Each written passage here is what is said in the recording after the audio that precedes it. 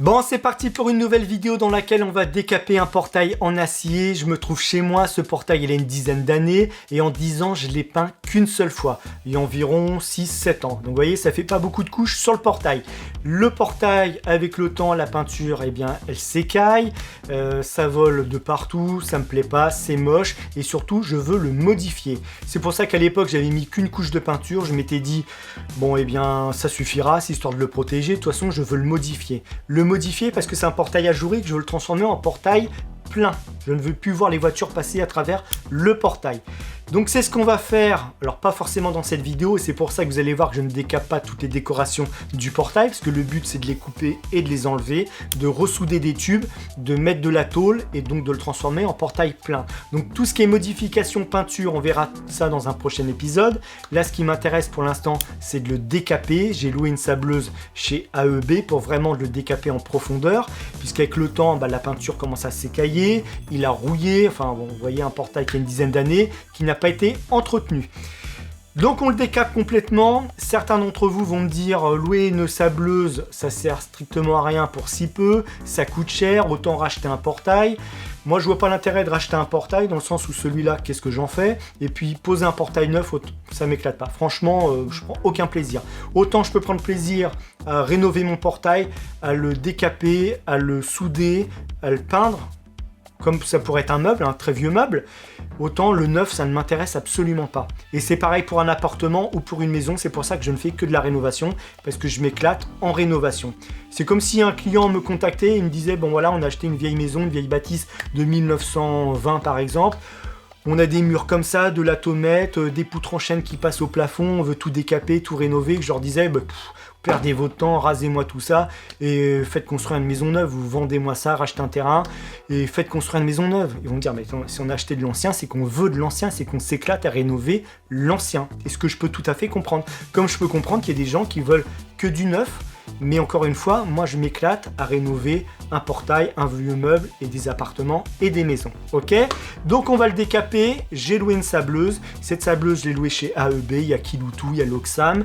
Et en fonction de la nature du support, vous vous renseignez s'il vous faut une aérogommeuse ou une sableuse. L'aérogommeuse, c'est le même principe que la sableuse. Il faut que ça décape en douceur. Si vous avez une poutre en chêne, et que vous voulez vraiment respecter le veinage, la décaper en douceur, ne prenez pas une sableuse parce que là vous allez vraiment l'abîmer. Après il va falloir reponcer grain 80, grain 120, grain ceci, cela pour arriver à avoir quelque chose de doux, alors que l'aérogommeuse vous pouvez tout de suite la décaper et avoir un aspect très propre. Donc renseignez-vous bien sur le type de machine à louer. Je vous mettrai dans la description les différentes sableuses aérogommeuses avec des redirections sur différents loueurs et vous essaierez de trouver en fonction de votre ville. Sinon on peut décaper avec ce type de produit, c'est du décapant. Alors là celui-ci provient de chez Zolpan, il existe la même chose en GSB. Très connu sous le nom de Décapex, c'est V33 qui fait ça, c'est du gel, on l'applique au pinceau. Et la peinture va cloquer en 5 minutes. Alors ça ne va pas attaquer l'acier pour le rendre brut, mais ça va vous décoller la couche de peinture. Ensuite on gratte à la brosse métallique ou à la spatule. Ça marche également sur le bois, ça ne va pas noircir le bois, ça va juste décoller la peinture. Ça marche très très bien. Mais encore une fois, moi je voulais vraiment retrouver l'acier brut. Donc le décapant, pareil, je vous mettrai le lien dans la description. Sinon après le ponçage, l'abrasif sous la ponceuse, ou alors vous prenez une perceuse et ce type de plateau, on met l'abrasif sur le dessus, la bague, on serre sur le mandrin et on a un plateau qui est flexible, qui peut épouser plusieurs formes. Ok. Le disque à lamelles, donc celui-ci est plat, celui-ci est bombé, il est bleu, il en existe des roses selon les fabricants. Ce type de disque, là je peux remettre l'acier à brut. Et par contre, il faut y aller mollo parce que non seulement on peut consommer beaucoup de disques, je ne vais pas vous dire que ça coûte pas cher, ça coûte son prix quand même, mais on peut faire des vagues dans l'acier, aussi bien dans le tube que dans la tôle. Donc si c'est pour faire des trous, des vagues, et une fois que je les peins, je vois que c'est une catastrophe qu'il faut remastiquer et compagnie, je ne vais pas m'en sortir. Le sablage, l'avantage c'est que ça va sabler uniformément partout et ça va me décaper, ça va être nickel. C'est l'avantage du sablage, à savoir que ça peut déformer la tôle, mais une fois qu'on ressable de l'autre côté de la tôle, ça le remet en position. Et si ça ne la remet pas vraiment en position, bah vous le chauffez un petit peu et on remet la tôle. Parce que la sableuse, ça envoie. Hein. Honnêtement, c'est un compresseur qui vous envoie, qui projette du sable à une très grande puissance. Donc ça peut vraiment déformer des tôles si la tôle est très fine. Qu'est-ce que je peux vous dire d'autre? Oui, il existe le décapeur thermique, mais le décapeur thermique, c'est pareil, un portail en acier, il faut éviter de le chauffer pour ne pas qu'il se déforme. Le bois, ben, on peut le brûler, donc aucun intérêt. Donc le décapeur thermique, il faut y aller aussi progressivement.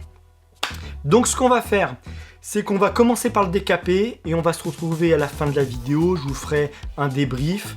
Alors je vais essayer de vous en filmer un maximum dans le sens où je vais protéger la caméra. Mais si je vois qu'avec le sable ça projette sur la caméra, là je vais la protéger et que ça me l'abîme, la protection j'arrête parce que j'ai pas envie de casser, vous vous doutez bien, l'objectif.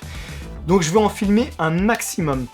Les EPI, très important, quand vous louez ce type de matériel, ils vous fournissent une cagoule qui est ventilée, qui se branche sur le compresseur de la sableuse, donc on respire dans la cagoule. Il y a un tablier devant, derrière, gants, bien sûr, manches longues obligatoire, pantalon, bottes et le pantalon par-dessus les bottes dans l'idéal. Il faut tout protéger au sol, alors là c'est chez moi, je ne vais pas le faire, puisqu'ensuite je vais tirer les cailloux, tout ramasser et je jette le sable, je ne le remets pas dans la machine. Si vous avez tout bâché, et encore prenez de la bâche très épaisse, parce que si c'est un polyane, vous allez le transpercer, aucun intérêt, et ça peut même être dangereux parce que vous risquez de glisser sur le polyane avec le sable. Prenez de la bâche très épaisse, et dans l'idéal, ce sont des draps en coton très épais. Vous ne le transpercerez pas le coton. Donc vous bâchez tout partout. Et si vous pouvez même dégonder votre portail, le rentrer à l'intérieur dans une vieille grange, un vieux garage et vous avez bien nettoyé le sol, vous sablez, vous pouvez récupérer le sable et le réinjecter dans la machine. Moi, je ne vais pas le faire parce que je vais projeter à l'extérieur et je ne vais pas ramasser des graviers pour les remettre dans la machine au risque de l'abîmer, de me retrouver coincé avec la machine. Et puis j'ai laissé une caution, j'ai pas envie de la perdre, tout simplement. Donc je préfère consommer des sacs, mais au moins je m'y retrouve. Donc on sable, on se retrouve tout à l'heure et je vous explique comment ça s'est passé.